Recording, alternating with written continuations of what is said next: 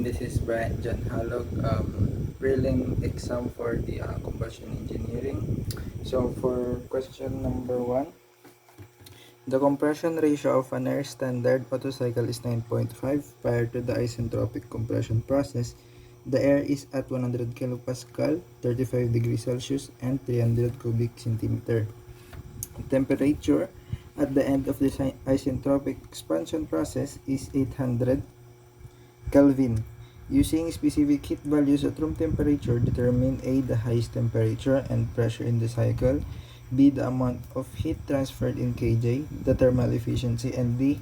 the mean effective pressure. So, given muna ulit. Given. So, we have the compression ratio, which is 9.5. Then pressure 1 is given, which is 100 kilopascal, and temperature 1 is 35 degrees Celsius. We need to convert it to Kelvin. We have to add 273.15, then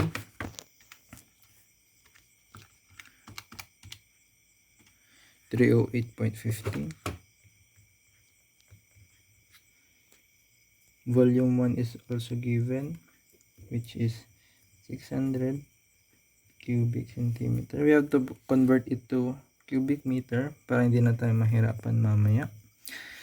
600 cubic centimeter is equals to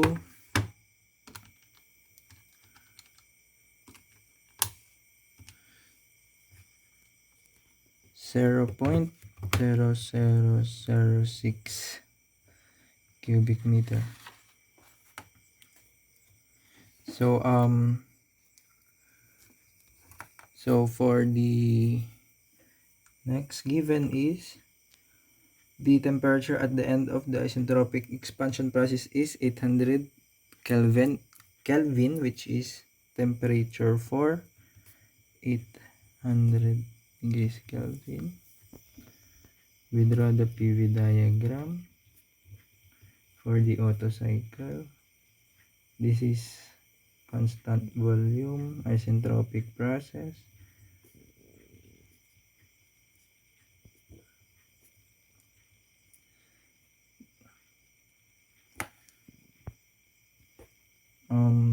This is the isentropic process expansion. Then this is the end of the expansion, T4. Kaya natin nakuha yung 800 degrees Kelvin. So for A, determine the highest temperature. What is the highest temperature and pressure?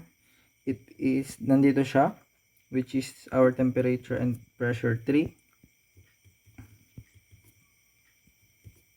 Pressure 3. So, dito muna tayo sa process 1 to 2 para makuha natin yung mga kailangan kunin. So, sa process 1 to 2, kailangan natin kunin yung temperature 2.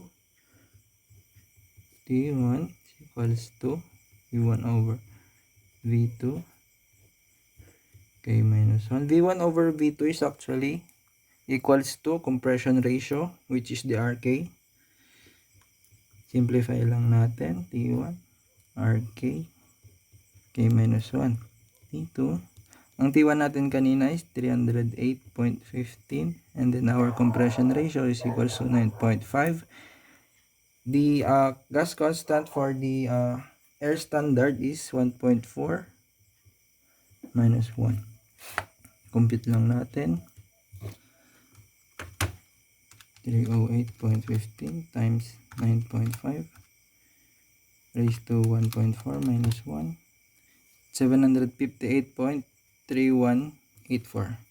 758.3184 degrees Kelvin. So, kunin din natin yung pressure 2.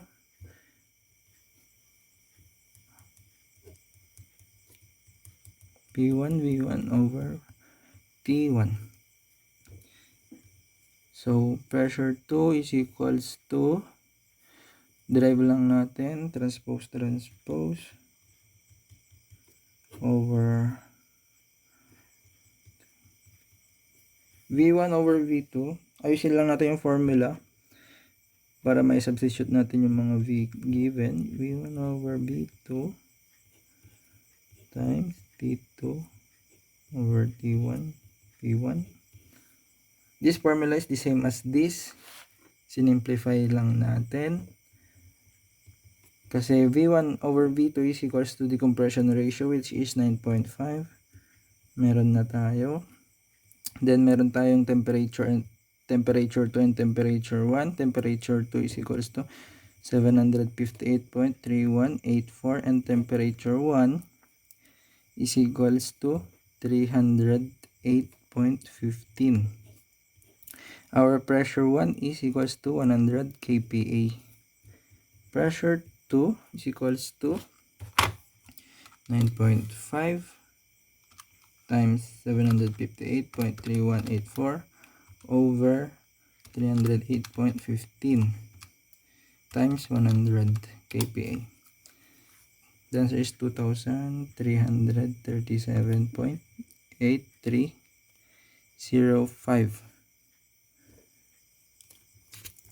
kilopascal. So, kunin natin yung temperature 3. Makukuha natin siya dun sa process dito sa expansion, process 3 to 4.